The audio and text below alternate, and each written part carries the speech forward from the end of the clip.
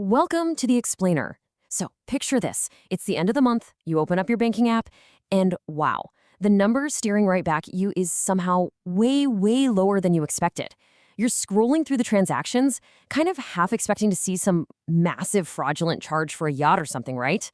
But no, you didn't buy a brand new car. You didn't take a spontaneous luxury vacation to a tropical island. There were literally no huge, irresponsible purchases. It was all just the small stuff. A quick bite to eat here, a new streaming subscription there, a couple of late-night impulse buys online. But somehow, all of those tiny little things completely drained hundreds of dollars right out of your account. Okay, let's dive into this. It usually boils down to one incredibly frustrating question. Where did my money go? Honestly, it is so demoralizing to feel like your hard-earned paycheck is just completely disappearing, especially when you absolutely know you're not out there living some lavish lifestyle. What we're looking at today reveals a huge core realization. Those missing dollars, they aren't just vanishing into thin air, and they aren't the result of one single catastrophic financial failure either. Nope. They are quietly, almost invisibly, slipping right through the cracks of our daily habits. There's this really brilliant insight from the source material that totally flips the traditional narrative on its head. It says financial problems often start with lack of awareness, not lack of income. You know, it's so easy to just assume that wealth is entirely about generating a massive paycheck, or that you just need to hold out for some magical income bump. But as we're going to see, the data actually proves that your financial health is deeply, deeply rooted in small, repeated habits that, frankly, we usually don't even realize we're doing. So here's our roadmap for today's explainer. We are going to hit four main areas. Number one, the silent money drain. Number two, escaping the debt trap. Number three, the power of time. And finally, number four, automating your financial future. We're going to move step by step from plugging those annoying daily leaks in your wallet all the way to putting your actual wealth building on complete autopilot. All right, let's kick things off with stage one, the silent money drain, and the actual real-world cost of those tiny leaks. So, get this. Research from the Federal Reserve shows that most households actually underestimate their discretionary spending by hundreds of dollars every single month. Hundreds. Why? Well, because dropping $12 on a quick lunch or $8 on a fancy coffee just doesn't feel like a big deal in the moment, right?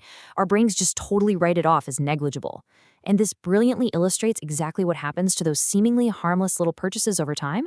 Think about it. Spending just $15 a day on random small things, that adds up to $5,400 a year. If you took that exact same $5,400 and invested it annually at just an 8% return, man, after 20 years, it grows to over $250,000. So that little $15 daily habit is literally compounding into a massive missed opportunity of $250,000. So how do we actually stop this leak? Well, the good news here is that you absolutely do not need to maintain some miserable, incredibly complex spreadsheet for the rest of your life.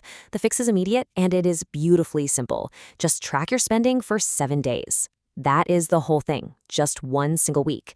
If you actually write down every single thing you buy for 7 days straight, you are going to immediately spot hidden patterns that you had no idea even existed. You get the exact awareness you need to just plug the drain instantly. But hey, what happens when we do finally start making more money? Well, a study from the Bureau of Labor Statistics found this super fascinating psychological track. It turns out consumer spending tends to rise almost perfectly in sync with income growth. It's something called lifestyle inflation. Basically, when someone gets a raise from, say, $3,000 to $4,000 a month, instead of taking that extra $1,000 and actually saving it, what do? They upgrade to a nicer apartment, maybe get a flashier car, start eating out a lot more, so their actual financial situation stays exactly the same. They never actually feel any richer. They just have bigger numbers attached to their exact same life. The immediate fix here? You've got to increase your saving rate first before you let yourself increase your lifestyle. Let's move to and see how this builds into our next crucial stage, escaping the debt trap and the very real danger of high interest. Okay, here is a really stark mathematical reality. When you invest, compounding works for you, right? It builds your wealth slowly and steadily at around an 8% average. But with average credit card interest rates in the US now sitting well over 20%, carrying a $5,000 balance is basically reverse investing. The math is literally aggressively working against you, and it destroys your wealth incredibly fast. Honestly, you could spend years just making minimum payments and end up losing thousands of dollars to interest alone. It's brutal. So how do so many people end up totally stuck in that vicious cycle? Usually, it's simply because life is just wildly unpredictable. Cars randomly break down, unexpected medical bills pop up out of nowhere, job situations change. According to a report from Bankrate, a huge number of Americans would really struggle to cover even a $1,000 emergency expense without having to borrow it because they don't have the savings. Those crazy life surprises just get pushed right onto those 20% credit cards, which creates this immense long-term financial stress. And this right here is exactly why financial planners always advise holding off on building some complex investment portfolio until you hit one very simple, incredibly important goal. Get exactly $1,000 in cash savings to act as a buffer against all of life's chaos. Which brings us right to our third section, the power of time, literally the one asset you can never get back. Honestly, waiting too long to start investing is probably the single most expensive mistake anyone can make. And that's simply because the market rewards time so much more than it rewards pure effort. Now, what's really interesting about this is the sheer, absolutely undeniable scale of the math involved.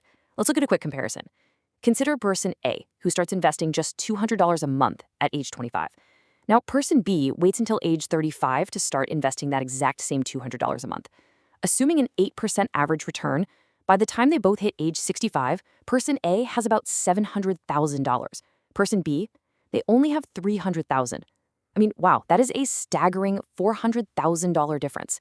They invested the exact same monthly amount, they got the exact same return rate. Literally, the only variable that changed was 10 years of time. Starting early is just unbelievably powerful. I constantly hear people say, oh, saving $50 a month isn't going to change anything, so why even bother? Well, let's go ahead and debunk that myth right now. $50 a month comes out to $600 a year. If you leave that alone for 30 years at 8%, it actually grows to roughly $70,000. Okay, sure, it's not massive, buy your own private island wealth, but it is certainly not nothing. And if you can just bump that up to $200 a month, it turns into nearly $300,000. The true magic here relies entirely on just having consistent time in the market. Huge wealth is rarely built through one massive lucky decision. It's all about the steady drip. And that concept leads us perfectly into our final section, automating your financial future, and actually building a system that works. Just imagine trying to stay in shape, right? But you have absolutely no structure. You have no meal plan, you have no workout routine. It would be nearly impossible. Well, your money works the exact same way. If you are constantly relying on raw, brute force willpower to avoid emotional spending, you are basically setting yourself up for totally inconsistent results. You need a simple financial structure. First off, adopt a solid baseline system, something like the 50-30-20 rule for your budget. Second, set up automatic investing. Just make it automatic. And third, make sure your savings happen before you even have the chance to spend that money. Automation is basically a superpower because it entirely removes the need for constant willpower and it completely eliminates decision fatigue. A good automated system actually succeeds because it just quietly hums along in the background while you go out and actually live your life. So the crucial point is something researchers find time and time again whenever they actually study millionaires. And it's this: wealth is built through consistent financial habits, not massive incomes. That's really the secret. Your financial future isn't determined by one big, magical lightning strike decision or some massive stroke of luck. It's actually shaped by hundreds of small, automatic, everyday choices that you're making every single month. We have covered a lot of ground today, going through exactly how all these little, seemingly insignificant elements domino into your overall financial health. But remember what the source material emphasized so strongly. If you try to change everything all at once, you will probably fail. So, I want to leave you with this one thought to chew on. Which single mistake will you fix this week? Will you just commit to tracking your spending for 7 days? Will you finally start putting together that $1,000 emergency fund? Or maybe you'll just take 5 minutes to automate your savings. I challenge you to choose just one small step today, because small, doable improvements are what create lasting momentum. And that momentum, that is what's going to ultimately transform your financial future. Thanks so much for joining me on this explainer, and I will see you next time.